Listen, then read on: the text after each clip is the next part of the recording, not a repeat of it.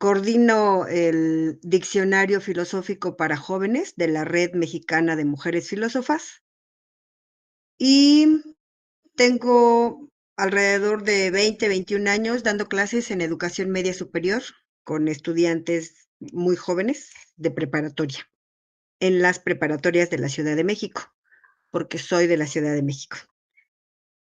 Y pues agradezco mucho la invitación que me hicieron para hablar sobre epistemología feminista y un poco de Simone de Beauvoir, que he de decir, no soy experta en Simone de Beauvoir, pero creo que lo que acaba de presentar el compañero, que es una semblanza breve de ella, em, ha servido para introducir esta cuestión y yo solamente agregaré algunas nociones que nos pueden vincular a los temas que más trabajo, que son epistemología feminista. Como dijo el compañero, Simone de Beauvoir es una filósofa de la segunda mitad del siglo XX que redefine y posiciona el rol de las mujeres. Es muy interesante, por ejemplo, ligar que en 1940, cuando su texto más importante, el del segundo sexo, es publicado, que es en 1949, un año antes, en la Declaración de Derechos Humanos que hace la Organización de las Naciones Unidas, se integra por primera vez la cuestión sobre las mujeres y la violencia que se había sufrido en ese sentido, em, en la cuestión de derechos humanos. Esto me permite hablar acerca de su papel en el posicionamiento del movimiento feminista y la problemática de género que ella señala y por la cual es muy reconocida. También no debemos olvidar que ella circula y interviene en las luchas de liberación de los movimientos estudiantiles en 1968 en Francia. Una cosa que se rescata mucho a partir, sobre todo, de las críticas que le hacen a su libro más famoso, El segundo sexo, es como el modelo convivencia que establece con el filósofo Sartre, Jean-Paul Sartre, viene a ser más su práctica vital y viene a ser como más reconocida en ese sentido que por una verdadera emancipación personal. Voy a lo siguiente, voy a explicarme de mejor manera. Bien, el segundo sexo tiene como eje la presentación de la mujer como el otro, como la alteridad. Y ella utiliza dos conceptos muy importantes en la filosofía que son la trascendencia y la inmanencia. Porque al provenir y construir junto con Jean-Paul Sartre la cuestión del existencialismo, ellos plantean, y digo ellos porque a final de cuentas que ella fuera revisora y de los textos del propio Sartre me permiten ver que también hizo sugerencias, ¿no? Así como dicen que eh, Frankenstein de Mary Shelley fue corregido por el esposo, yo pienso que las correcciones y las observaciones que hace Simone de Beauvoir también intervienen en la teoría y en la filosofía de Jean-Paul Sartre. Por eso hablo de dos, de una pareja. Bien, entonces regreso a la cuestión de la inmanencia y la trascendencia.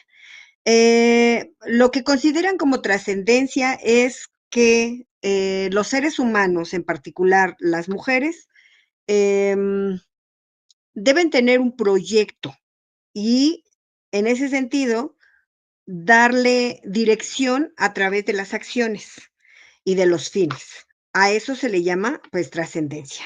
E inmanencia implica una especie de cosificación o inmovilización de las mujeres que se encuentran relegadas, sin proyecto y pues solamente en la domesticidad, por decirlo de alguna manera. Así que una de la cuestión más importante entonces en este texto del segundo sexo, al plantear a la mujer como un otro, estamos hablando de un ser que se hace en los proyectos, en sus proyectos. Así entonces hace una separación entre lo que es natural y lo que es social. Y en ese sentido, eh, la Simone de Beauvoir es de las primeras filósofas, escritoras que vienen a hablarnos acerca de el hacer de las acciones de las mujeres y su camino para la emancipación. Am, Otra de las cuestiones que, bueno, siguiendo con esta cuestión de la alteridad, en realidad hablar del segundo sexo o de el otro, de la otra, que finalmente son las mujeres, nos habla de que tanto el concepto de hombre como el de mujer es una construcción social, histórica y cultural. Tanto es así que en su texto más famoso hace una especie de recuento y revisión e investigación de los mitos que se juegan en la cultura sobre las mujeres, lo que se dice de parte de la ciencia sobre las mujeres y lo que sucede en la historia con las mujeres. Y ella llega a la conclusión de que esta idea de hombre y de mujer son construcciones sociales y que lo que hace a actuar como actúan en ese momento las mujeres y a lo largo de la historia ha sido la educación. A las niñas se les educa de un modo y a los varones de otro. En ese sentido, también lo que nos dice es que nada es natural. Cuando se refiere a la ciencia, nos dice ella que nada es natural, sino todo es una construcción. Y en ese sentido, hace referencia a lo que se dice de las mujeres y por la cual se mantiene en su inmanencia e incluso en opresión, nos dice acerca del famoso instinto materno, ¿no? O el instinto femenino, ¿no? Y ella lo contrapone a la sensibilidad y a la conciencia, es decir, a la idea de que se da a sí misma como mujer. Um, Otras de las cuestiones que vienen a ser relevantes en este sentido eh, para hablar del feminismo y la problemática de género que abre por primera vez en la segunda mitad del siglo XX Simone de Beauvoir es obviamente la diferencia entre el sometimiento y la emancipación. Y así, por ejemplo, nos lleva a plantear que en el sistema patriarcal eh, la diferencia entre los sexos es una política sexual que oprime a las mujeres y que es la base de todo tipo de opresiones como la raza, la clase, eh, las mujeres y la sexualidad. Am, entonces, cuando plantea la cuestión de sometimiento y emancipación, a lo que nos invita Simone de Beauvoir es hacia la liberación. Pero la liberación no implica necesariamente o no está peleada con la cuestión de la lucha de clases, porque recordaremos que también ella fue adherente al marxismo que se jugaba en su época y a los movimientos sociales que se estaban dando en esta segunda mitad del siglo XX. Y esta liberación específicamente para las mujeres, dice, es económica. O sea, el ingreso de las mujeres al trabajo y a la percepción económica, a percibir un salario, es un eje fundamental para la liberación de esta. Ah, pero también nos dice que esta lucha y esta lucha por la emancipación no se da únicamente sola, sino se da en colectivo. De ahí, entonces, que haya sido una de las grandes banderas para el movimiento feminista.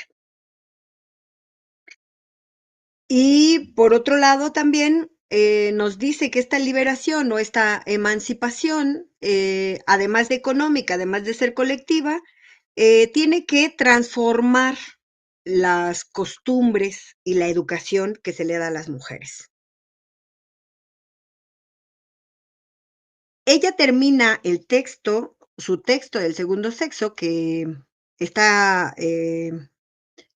su último capítulo se llama así, Hacia la liberación, eh, diciendo que el cambio en las relaciones entre hombres y mujeres es uno de los ejes importantes o más importantes de este camino hacia la liberación, junto con las otras 4 cuestiones, es decir, la transformación de la educación y las costumbres, la lucha por la emancipación de forma colectiva y la independencia económica. Así entonces podríamos retomar eh, esto que plantea Simone de Beauvoir, insisto, en este contexto de la segunda mitad del siglo XX, con su libro más importante, El segundo sexo, y todo lo que implica para el movimiento feminista hasta la fecha, por la cual es sumamente reconocida y valorada, eh, que es la postulación de la necesidad de la liberación en la vida junto con los demás en las relaciones humanas. Su propuesta a favor del aborto, el amor libre, por eso decía que la relación con Jean-Paul Sartre es más bien su militancia política, ¿no? Y lo que más se ha quedado en el imaginario de las personas, en la academia, en la vida cotidiana, eso, la cuestión del amor libre, y su lucha también y su propuesta contra el matrimonio, que finalmente esta cuestión tanto del aborto como la cuestión del matrimonio son instituciones patriarcales que ahora se retoma y que son objetivos centrales en la lucha contra el patriarcado. Porque como les comentaba hace un momento, finalmente el patriarcado viene a ser una política sexual en donde esta composición y esta invención de la masculinidad y la feminidad, la diferencia entre los sexos, es un sistema de dominación. Bien, esto entonces lo retomo porque nos va a servir para lo que se plantea en en la cuestión de la epistemología feminista.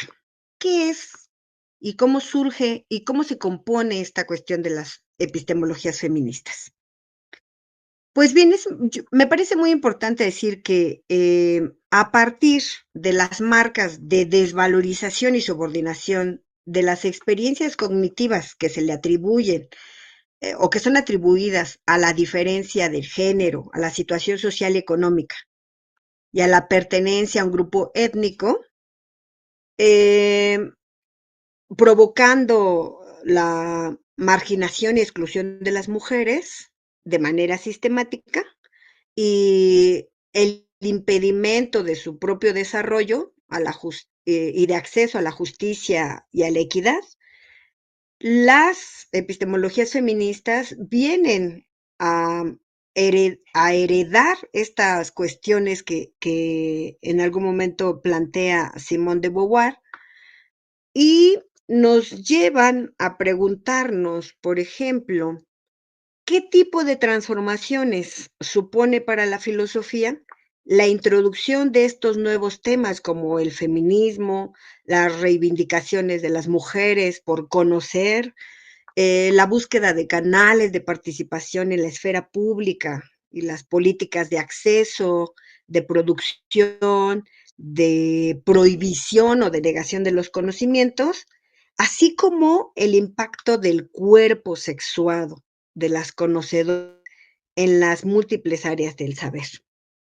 Eso es lo que viene a plantearla. Ese es el hilo que trazo desde Simone de Beauvoir a las epistemologías feministas, porque me parece que es importante resaltar que desde su origen y en diferentes momentos, las epistemologías pusieron en cuestión los términos políticos, éticos y filosóficos que articulan el mundo legitimado y las narrativas dominantes en tanto construcciones sociales, culturales e históricas de la posición de las mujeres, que finalmente a lo largo de la historia fueron debilitando y negando el trabajo intelectual y práctico de las mujeres.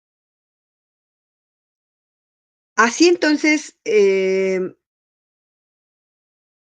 esta cuestión no solamente ha servido para comprender los mecanismos de elaboración de los discursos predominantes, sino que también nos ha servido para ubicar y dar lugar a nuevas subjetividades en sus múltiples configuraciones y también en sus diferentes dimensiones políticas y culturales. Em, con esto me parece muy importante decir y resaltar que las epistemologías feministas, al incluir estas subjetividades que se hallaban en la sombra, también introdujeron ejes de reflexión. Em, Estos ejes de reflexión se sostienen en pautas para transformar las formas en que se hace la filosofía y la ciencia. Por eso, no es menor decir que han integrado eficazmente criterios teóricos como la cuestión del género. El género como una categoría de análisis es el eje fundamental con el que trabajan las epistemologías feministas y pienso que también a partir de esta segunda mitad del siglo XX, con lo que hemos comentado acerca de Simone de Beauvoir y la introducción del tema de la mujer en los derechos humanos, en la Declaración de los Derechos Humanos, un año antes de la publicación de su libro más importante, eh, es, insisto, la categoría de análisis más importante que se utiliza para cuando hablamos de las epistemologías feministas. Así entonces, creo que estas orientaciones críticas, los diferentes agentes, las geografías y las comunidades o las subjetividades que salen a la luz a partir de estas reflexiones, nos traen preguntas muy importantes. Por ejemplo, ¿cómo se produce el conocimiento según las feministas? ¿Cuáles son las funciones de la ciencia y quiénes son los portadores y generadores de conocimiento, sean reconocidos o no? Es importante preguntar quiénes son esos portadores y generadores de conocimiento. Y también, por ejemplo, cuáles son esos repositorios en donde se dejan los conocimientos o circulan y cómo se constituye. ¿Cuáles son las disputas en torno al dilema de la división entre sujeto y objeto, por ejemplo? ¿Y qué tipo de prácticas se ejercen en los diferentes centros de investigación científica, filosófica o social? También, creo que otra de las cuestiones es que es necesario hablar de el tipo de autoridades cognitivas que se reconocen y cuál es el sentido de identificar estas autoridades cognitivas, es decir, ¿quién dice qué es conocimiento o no? ¿Quién dice qué sujetos son susceptibles y se les posibilita el conocimiento o no? Y lo digo en el sentido de que por mucho tiempo, a pesar de los trabajos y las contribuciones de las mujeres, a estas no se les permitió, em, y no se les reconoció como autoridades cognitivas, por ejemplo. Am, 2 preguntas más, por ejemplo, ¿de dónde provienen los supuestos desde donde se erigen las comunidades científicas y cómo son usados? ¿O qué políticas se crean alrededor de los conocimientos? ¿Para quiénes son estos conocimientos y cómo se hacen? Entre muchas otras preguntas. Bien, hasta aquí, quisiera, hacer una pausa, si ustedes quieren, hacer un diálogo, sería muy interesante, porque si ustedes deciden lo contrario, entonces me seguiría con la cuestión de, una epistemóloga feminista muy importante que se llama Sandra Harding, y que nos podría dar luces acerca de, por ejemplo, el punto de vista feminista. No sé cómo lo ven ustedes. ¿Me permite hacer una pregunta? Buenas noches. Sí, Quería saber, ¿a qué se refiere con buenas noches. ¿a qué se refiere con nuevas subjetividades? Bien, me refiero a aquellos construcciones de sujetos que se visibilizan en academias, en la vida cotidiana, en la reflexión. A eso me refiero con las novedades que no que crea la epistemología feminista, sino que rescata, que identifica, que señala, ¿no? Como, pues, las mujeres, por ejemplo, ¿no? No sé si quedó claro. Doctora, buenas noches. Muy interesante. Una pregunta. Dígame. Su juicio, en su opinión, las, la posición de Simone de Beauvoir eh, está vigente ahora, pleno siglo XXI, en el 2024 y para adelante. ¿Me pregunta si están vigente? Sí, doctora. Yo creo que sí, yo creo que es vigente en la medida en que en que su pensamiento resuena. Hay cosas que podría decir, sobrepasan los tiempos. Ella escribe, a partir de su propia experiencia y, a final de cuentas, ella, lo que hace, como muchos, cuando escribimos, finalmente, también sacamos de nuestra propia historia y nuestra propia experiencia, pero creo que también ella se tomó a sí misma como, como el sujeto o la sujeta de la que extraer todo su planteamiento, que no me parece mal, pero que en algunas cuestiones, las críticas que se le han hecho a ella, em, podría decirse que no estarían totalmente aplicadas a la fecha, ¿no? Pero que en general su planteamiento, su posición, incluso el haber sido precursora de estos movimientos tan importantes y del papel de la mujer, por supuesto que es vigente. Yo lo dejaría ahí.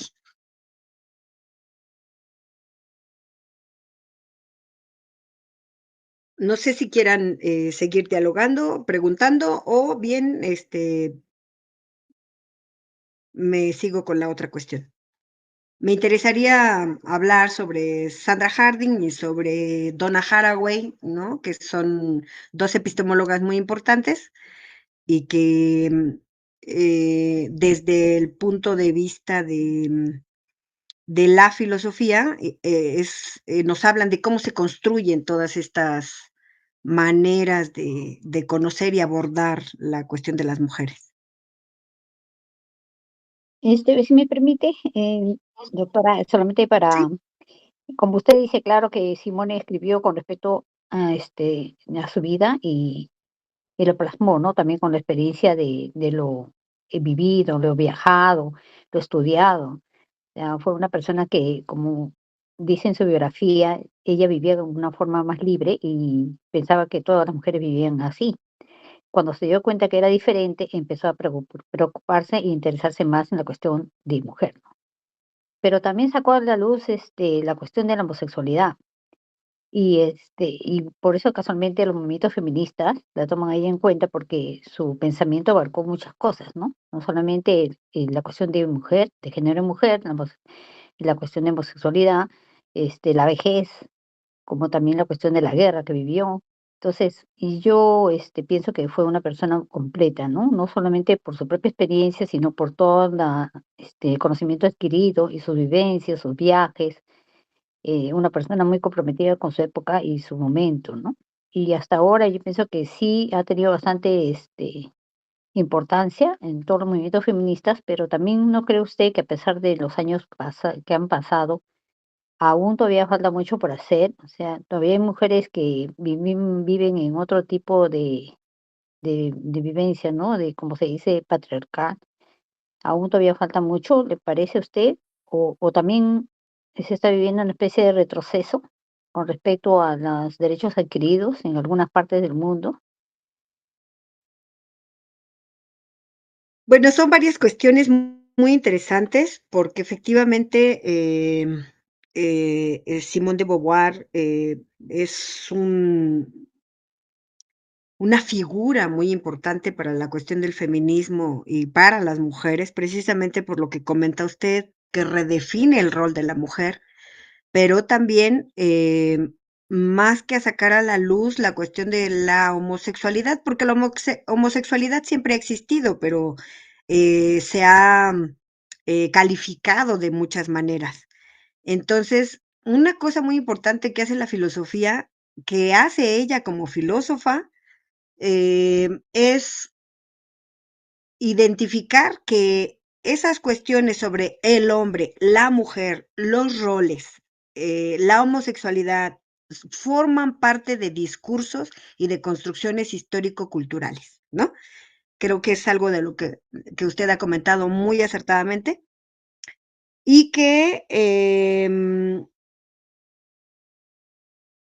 nos queda, que tenemos mucho camino que andar todavía, porque si lo pensamos bien, este movimiento o esta sacar, este hablar de mujeres, estos estudios que se conocen ahora, pues no tienen más de 100 años y el patriarcado tiene más de 20 siglos, ¿sí? Entonces, creo que lo que se ha venido haciendo eh, en el siglo XX, del siglo XX para acá, de 50, 70 años para acá, ha sido un trabajo impresionante de Simone de Beauvoir, pero de muchas mujeres que han estado detrás y que sostienen todas estas luchas, ¿no?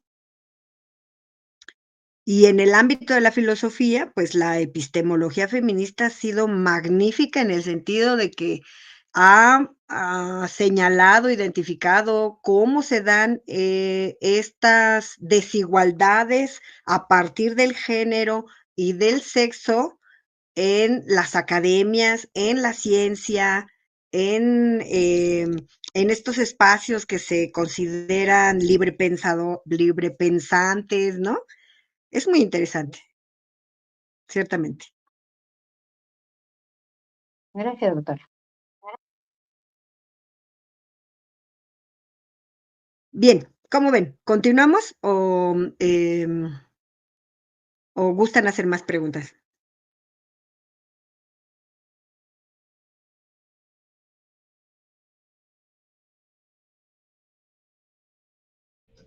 Creo que continuamos, doctora, y seguro que vamos a tener más preguntas al final.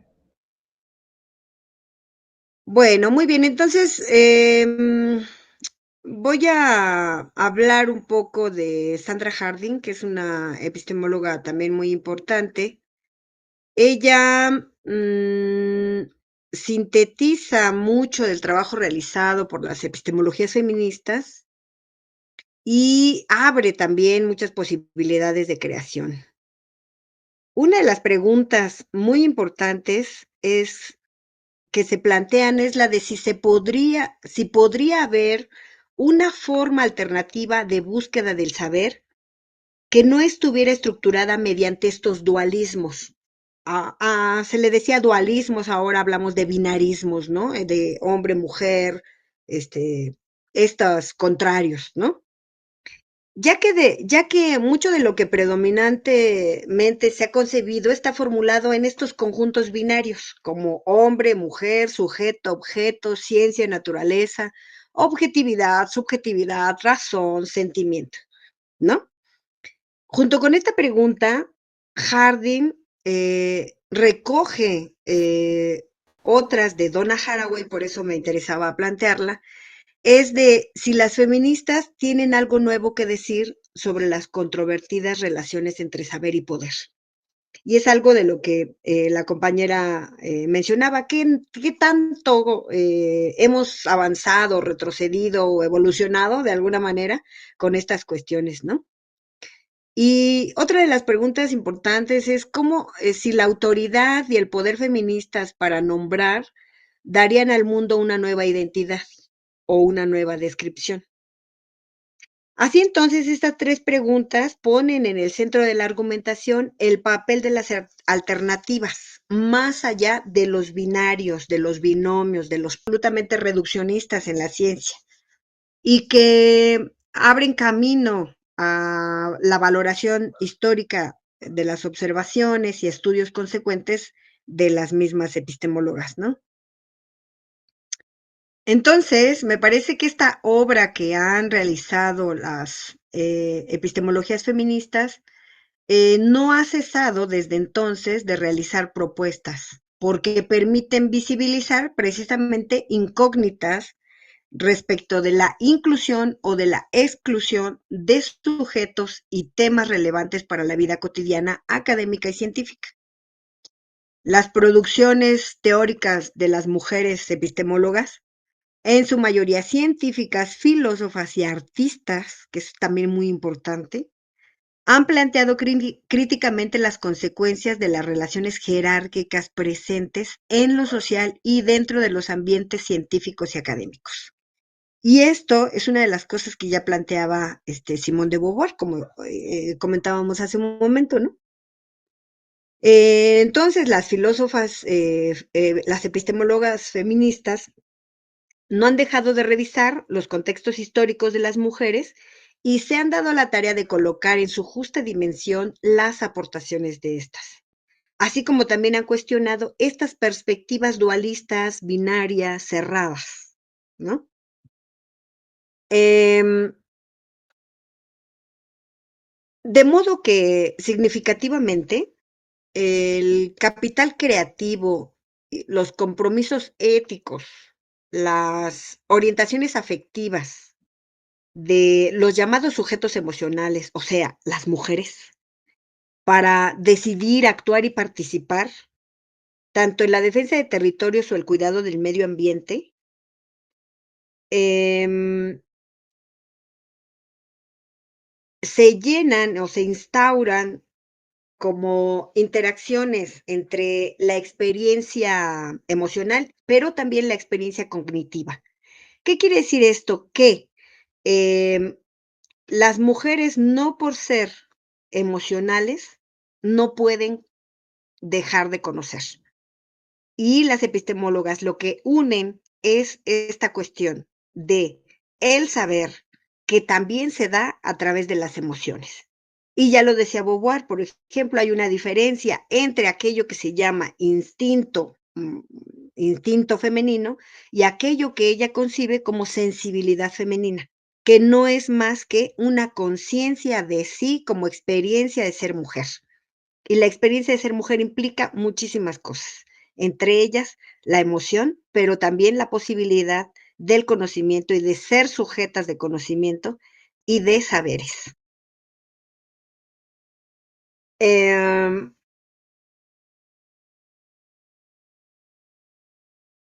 en otro sentido, es importante con las preguntas que planteaba en, Sandra Harding junto con Donna Haraway, hablar de los 4 puntos que plantea Harding, em, para que las mujeres pudieran realizar las investigaciones que se necesitaban en el sentido de abrir ciertos espacios y favorecer su desarrollo en tanto conocimiento, ¿no? Em, lo que pretende esta teoría de Sandra Harding, que es la del punto de vista, se encuentra resumido en 4 puntos. Por ejemplo, el primero, se trata de trazar el mapa de las prácticas del poder, de las maneras en que las instituciones dominantes y sus marcos conceptuales crean y mantienen las relaciones sociales opresivas. En segundo lugar, esto se puede realizar ubicando un dato nuevo para la comprensión de cómo funciona una estructura social y jerárquica en cualquier desventaja o forma de expresión material o política. Y en tercer lugar, es importante diferenciar las experiencias en sí del pensamiento de esas experiencias, pues no basta con registrar lo que dicen o creen las mujeres o los miembros de un grupo oprimido, sino que se trata de producir esa comprensión. Y finalmente, la teoría de Sandra Harding del punto de vista busca aportar elementos más sobre la creación de conciencia grupal que sobre cambiar la conciencia de los individuos. Y en ese sentido, otra vez, volvemos a referirnos a Simone de Beauvoir porque lo que ella plantea en este último capítulo del segundo sexo, en el del camino hacia la liberación, es no solamente la independencia económica, como ya habíamos comentado, sino una lucha por la emancipación que se da de manera colectiva. Y el cambio entre las relaciones, el cambio de las relaciones, de la forma de relacionarse entre hombres y mujeres. Esta es una manera en que ligo las aportaciones de Simone de Beauvoir con la cuestión de las epistemologías feministas. Em, por ejemplo, otra de las cuestiones que plantea Sandra Harding es la identificación de los procesos a través de los cuales se forma la conciencia grupal de las mujeres. Porque si bien Simone de Beauvoir nos mencionaba la cuestión de la diferencia entre el instinto y la sensibilidad, entre esto natural, que podríamos llamar como instinto, y la sensibilidad como conciencia o como construcción, Sandra Harding nos dice que esta identificación de esos procesos, de la conciencia grupal de las mujeres, es importante o se puede dar al permitirnos pensar nuestras propias problemáticas como grupos, no como bueno, sí, por ejemplo, Gudelia Espejo, una profesora que trabaja como dando clases, que toma clases a su vez, ¿no? Entonces, como grupo, no, me permite pensar como mujer y como formando parte de un grupo. Pero no solamente eso, también dada mi historia y mi clasificación, digamos, dentro de lo que la fuera, dice, si soy homosexual, si soy judía, si soy negra, si, etc., ¿no? Entonces, esta cuestión de la diferencia entre lo natural instintivo y la sensibilidad como conciencia, nos lleva a pensar, junto con Beauvoir, en este camino hacia la liberación que tiene que ver con las luchas colectivas. Bien. ¿Hasta aquí alguna cuestión? ¿Ha sido claro? ¿Me he ido demasiado?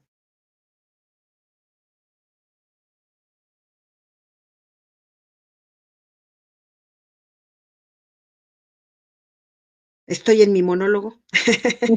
Doctora, muy interesante lo que ha Sí, dicho, porque de verdad también he leído que Simone de Beauvoir, ella alentaba, o mejor dicho, ella estaba en contra de la indiferencia, ¿no? Entonces pedía y también proponía que haya una lucha en grupo, ¿no? Como una lucha de género.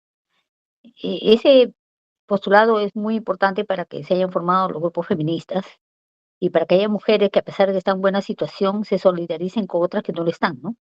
Entonces, ¿cómo lograr esa claro. empatía, ese compromiso con la juventud de ahora, ¿no? Juventud que de repente está viviendo buenos momentos, pero que no sabe cómo viven los demás. ¿Cómo hacer que los jóvenes o mujeres de diferentes edades se solidaricen con otros que también no tienen una buena vida como algunos pueden tener, ¿no?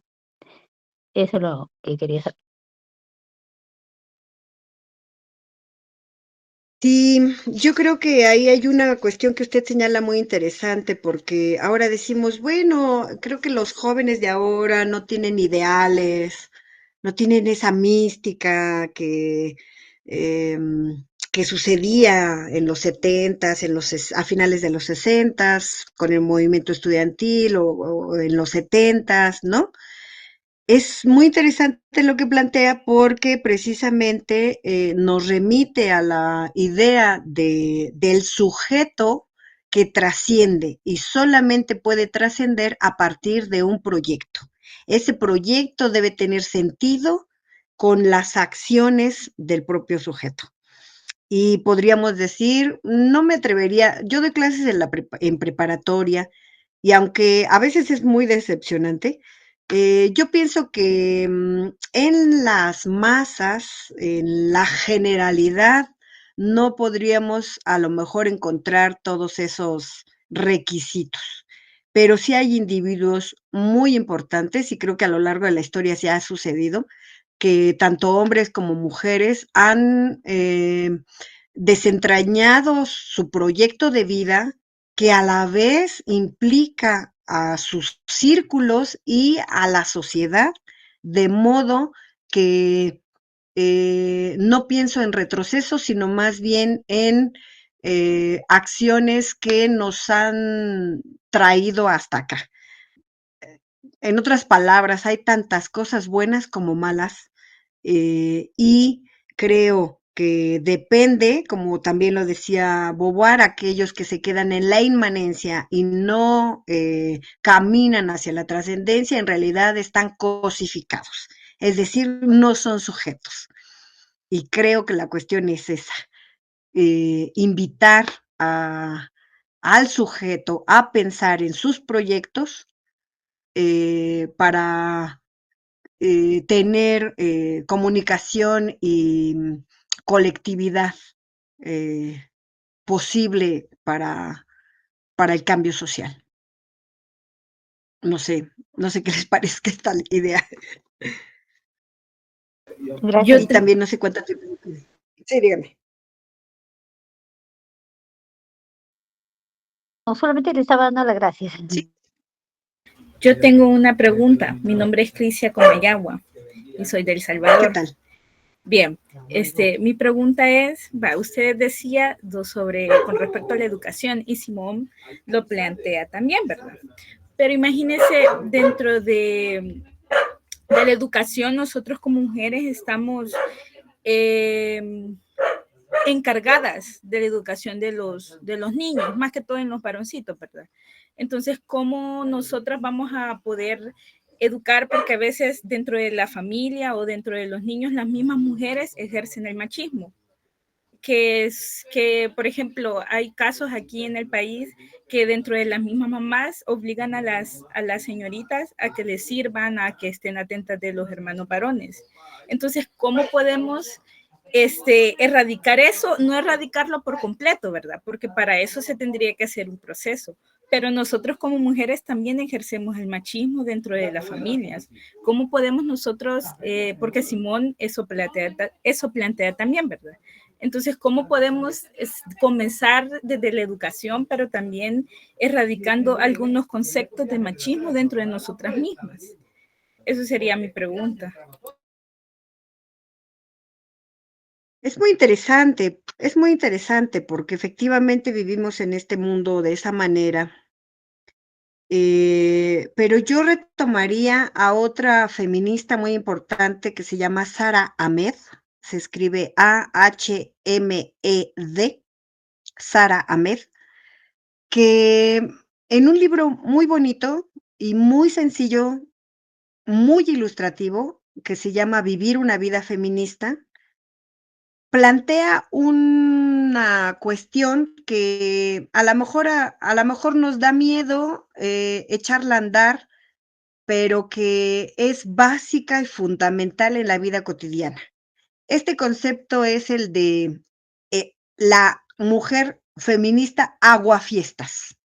¿Qué quiere decir eso? Estamos en una reunión familiar y entonces el tío hace chistes machistas. Como usted dice, la mamá, la tía, la abuela, ¿no? Obligan, mandan, a la nena, a la chica, a servirle al tío, ¿no? ¿Qué es? ¿Cómo se concibe este concepto de aguafiestas? El aguafiestas es el que rompe precisamente esas cuestiones en la vida cotidiana.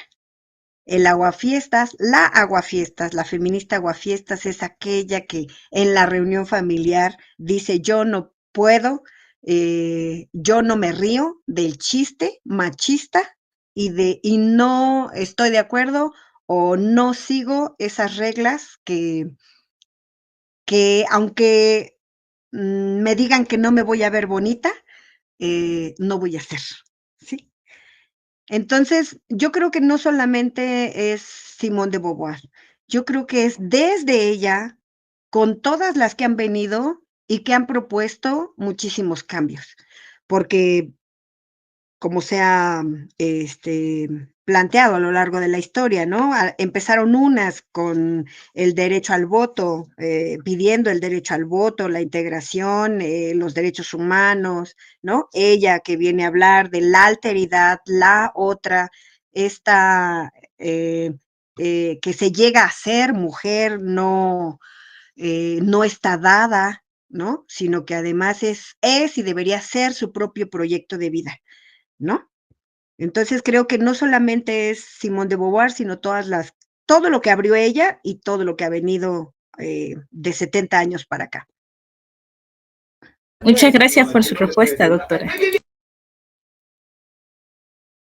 Por nada. Doctora, ay, que lo que pasa es que está tan interesante todo lo que usted habla, que no puedo dejar de preguntarle esto, ¿no? No se Para preocupe. poder nosotros identificar los centros de poder que aún mantienen como el pensamiento o la forma de conducirse patriarcal, aparte de que nosotros tenemos que conseguir mediante leyes que cambie la sociedad, ¿usted no cree que también las religiones tienen mucho que ver porque las religiones son básicamente patriarcales? Totalmente. La familia, la religión, los decidir o no tener hijos, las relaciones entre varones y mujeres, entre mujeres con mujeres, ¿no? Por supuesto, por supuesto. ¿Qué le puedo decir yo, acerca de las religiones, y el sometimiento, eh, para las mujeres terrible, ¿no? Sí, Sí, por supuesto, lo que usted dice es verdad. Pero es un camino, el camino feminista ha sido arduo y no lo podemos hacer solas, siempre en red, siempre juntas. Eso es muy importante. Yo creo que el camino feminista y la emancipación, y en eso estoy totalmente de acuerdo con Beauvoir, es colectiva, no solas, ¿no? Mire, a, voy a referirme a una situación, por ejemplo, las mujeres hemos tenido muchas estrategias de sobrevivencia y de resistencia a lo largo de la historia, ¿no? Y una que me llama muchísimo la atención, por ejemplo, es el de las mujeres, unas mujeres chinas que inventan un lenguaje, el Nuzhu, que son bordadas y tejidas en prendas femeninas, interiores, en abanicos, y es un lenguaje que crean solamente ellas. ¿Por qué lo hacen? Primero, porque no tenían la oportunidad ni de educarse, ni de leer, ni de escribir. Es decir, le cortan el lenguaje, le cortan la comunicación, les cortan todo. Están sometidas totalmente. En segundo lugar, porque sabemos que en los casamientos y además en los arreglos económicos entre las familias y los clanes, pues el principal objeto de valor en ese sentido, pues es una mujer que se va y se da a otra familia. Entonces es separada de sus lugares de origen, insisto, oprimida, sin educación, va a otra familia con una persona que ni conoce, ¿no? Y se va a casar a servir a otro. ¿Qué hacen estas mujeres? Crean un lenguaje a partir de un hecho tan castigado, ¿no? Como el bordado.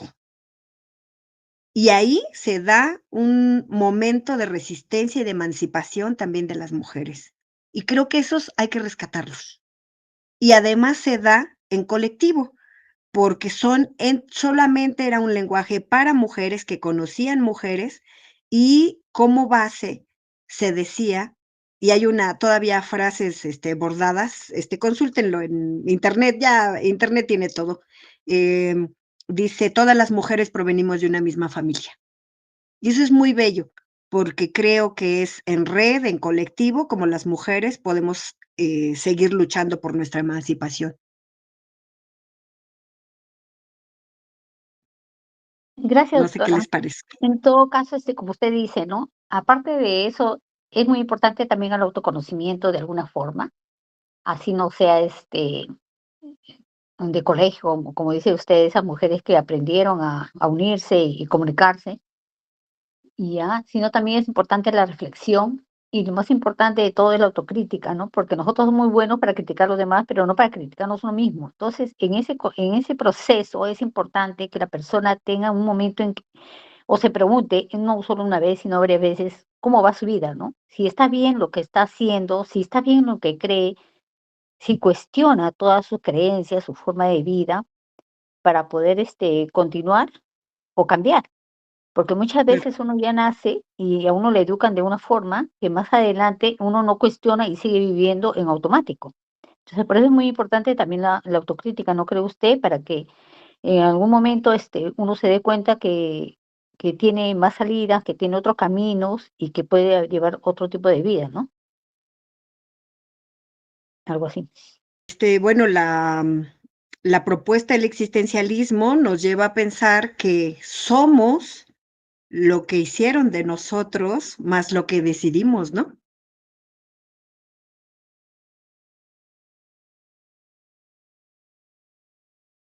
Pero No sé, la decisión con conocimiento, ¿no? claro, claro. Lo que dice Bueno, Simón, ¿no? todos Simón es el que, decidimos cosas, ¿no? ya, pero a veces no con mucho conocimiento, ¿no? Entonces Simone plantea eso, que es importante, como por ejemplo, si uno recibió una educación católica y ella, tan joven, haya decidido ser atea.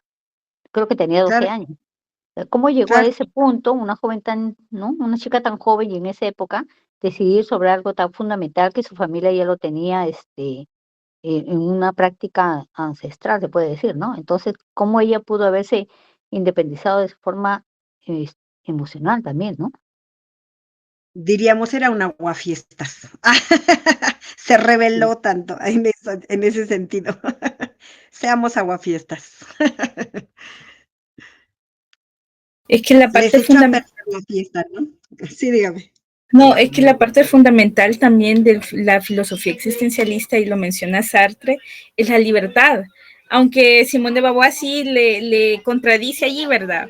Pero él menciona la libertad y la carga, que sería en este aspecto la situación, ¿verdad? Entonces, como seres humanos, nosotros tenemos la libertad de decidir si está bien o está mal, ya es independiendo de estar conscientes de que tenemos la carga que podría ser viniendo a ser alguna enfermedad. Si somos diabéticos, sabemos que el pan de dulce o las bebidas son malas, pero es nuestra decisión, ¿verdad? Eso es lo que es la carga, y lo menciona Sartre, pero también lo contradice Simón. Pero yo creo que lo importante dentro de todo esto es que como mujeres, como usted lo menciona, ser colectivo y tener esa decisión, esa libertad de decir, sí, ok, nos están acosándonos y unirnos, pero a veces entre nosotras mismas como que hay ese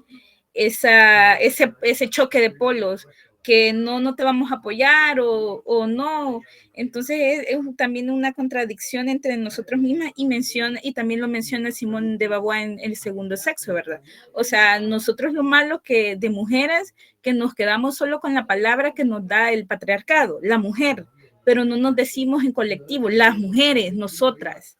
Entonces ahí a veces yo siento una contradicción, porque Simón de Beauvoir lo explica, pero ya dentro de las feministas y dentro de los colectivos se mira a veces el desgaste de no apoyar a ciertas mujeres por algún problema entre rencillas, y se mira eso.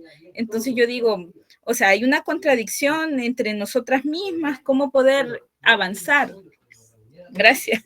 O sea, es bien contradictorio, pues, entre nosotras mismas a veces no nos apoyamos, pues, y cómo hacer, cómo cambiar ese sistema o esa programación que tenemos dentro del sistema capitalista, que también influye. Sí, pues no hay recetas, ¿no? Es difícil, pero ha sido posible. Yo creo que identificando esos momentos, movimientos, lugares, personas que nos dan herramientas y nos regalan, puntos de vista que nos permiten avanzar, creo que es ahí, ¿no? No darnos de topes con lo que no se puede, creo.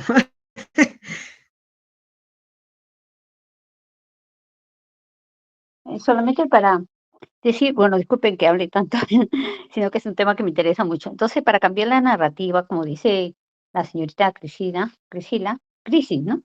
Este, hay que cambiar la narrativa de que las mujeres no somos unidas. Hay que promover eso, la unión y la identificación, la solidaridad y el compromiso entre nosotras. Eso creo que ayudaría bastante, ¿no? Poco a poco. Y además de eso, también yo creo que todo movimiento feminista también tiene que abarcar a los hombres, porque muchos hombres también sufren de machismo. Entonces, llegar a cambiar mentalidades de los hombres, también se puede llegar a unirnos con ellos. Y bueno, pues sobre todo con los hombres progresistas y más jóvenes, ¿no? Porque los mayores ya tienen su forma de ser, ¿no? Pero bueno, hay que tener esperanza, creo que en la nueva juventud, ¿no? Que tendrán otra realidad y otra forma de vida. De repente un poco más libre, pero también las mujeres van a tener más oportunidades. Gracias, doctora, por hacernos ver que a pesar que ha pasado poco tiempo de la lucha feminista, las mujeres han conseguido o hemos conseguido mucho más de lo que pensábamos en tan poco tiempo. Muchas gracias. No, hombre, gracias a usted y gracias a todas las que nos han participado hoy en presencia, en escucha, en participación verbal. Creo que es muy importante terminar diciendo, junto con Rita Segato, que también es una feminista antropóloga argentina, que no es que los hombres no nos apoyan en esta lucha, no es que los hombres nos apoyen en esta lucha o busquemos el apoyo de los hombres en esta lucha. Sé que usted no dijo eso, pero voy a lo siguiente, sino más bien nuestra lucha es también por ellos, porque digamos que lo dice ella, ¿no? A los que más afecta esta cuestión, bueno, claro, a todos nos afecta, por supuesto, pero a quien mata el patriarcado es a los hombres. Digo, en este sentido solamente, ¿no? Pero bueno, vamos a ver qué sigue después. Les agradezco mucho. Yo no soy experta en este tipo de cuestiones, me invitaron, me agradó la idea, quise compartir estas reflexiones, este trabajo un poco que tengo de investigación. Espero que haya sido útil, encantada de participar con ustedes y les agradezco mucho, sobre todo las preguntas y las intervenciones que me hicieron para poder darle un poco más de hilo y para seguir tejiendo ideas en conjunto. Muchísimas gracias. No, muchas gracias a usted, doctora, porque yo estoy en el proceso de tesis y mi tema es Simone de Beauvoir, con el libro de Segundo Sexo. Entonces, muchas gracias porque la verdad a mí me ha ayudado mucho y también la intervención y las preguntas de la compañera Ruth, que han sido muy interesantes, me ha ayudado mucho para poder ya llevarle el sentido a mi tesis, ¿verdad? Que es lo importante y muchas gracias. Yo les agradezco a las dos. Y muchas gracias porque me ha ayudado mucho en lo del entender a Simone de Beauvoir, porque acuérdense que las tesis a veces se complican mucho de estar leyendo, a veces uno no entiende. Entonces, muchas gracias y gracias por esta ponencia. Gracias a ustedes por escucharme. Gracias, hasta pronto. Que tengan buenas noches.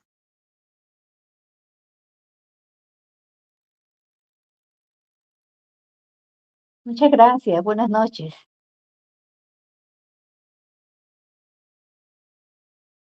Muchas gracias, buenas noches.